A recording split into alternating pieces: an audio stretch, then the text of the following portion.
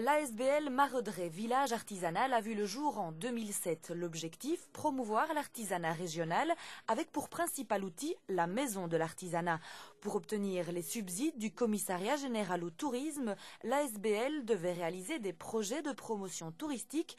C'est là que le bât blesse puisque le CGT, le commissariat général au tourisme, considère que les expositions et autres stages ne correspondent pas aux objectifs. Oui, je pense que nous avons une certaine difficulté de compréhension vis-à-vis du CGT, parce que nous sommes un village artisanal, nous avons une vocation d'artisanat, et puis je pense que notre activité développe le tourisme et amène des gens, amène des visiteurs à Maredret, donc eux, par rapport au CGT, les stages qu'on organise ou notre vision des choses ne correspond pas, donc il y a une divergence d'idées et ça ne fonctionne pas bien. Donc on a décidé d'arrêter le projet avec le CGT. En novembre 2010, la commune d'Anhé a été sollicitée pour remettre l'ASBL à flot. 50 000 € ont été prêtés. Entre les deux subventionnements, la maison de l'artisanat ne pouvait pas s'arrêter tout d'un coup comme ça. Donc il y avait tous les artisans qui étaient là, l'outil fonctionnait, donc on ne pouvait pas arrêter. Et on a continué, mais alors en continuant, évidemment, on a fait des dépenses.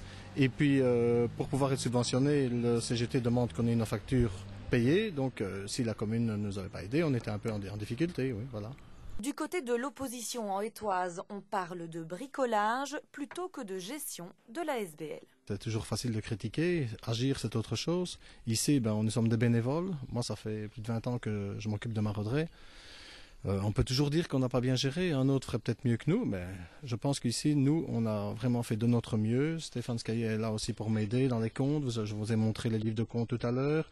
On voit qu'une activité comme le 21 juillet rapporte, quand l'année est bonne, plus de 7 000 €. C'est important parce qu'ici, on peut organiser des stages aussi et faire connaître notre métier ou passion aux autres personnes en organisant des stages de longue durée ou même des initiations de quelques heures. Les gens peuvent se rendre compte de la difficulté et du plaisir aussi à fabriquer ce genre d'art ou d'artisanat.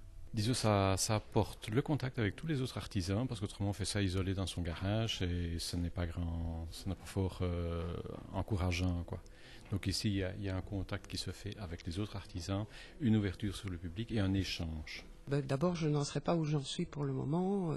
Je n'aurai pas toutes les opportunités qu'ils m'offrent. Je n'aurai pas rencontré d'autres artisans avec qui partager ce que je fais et ce qu'ils font. Donc c'est quelque chose de vraiment très très important.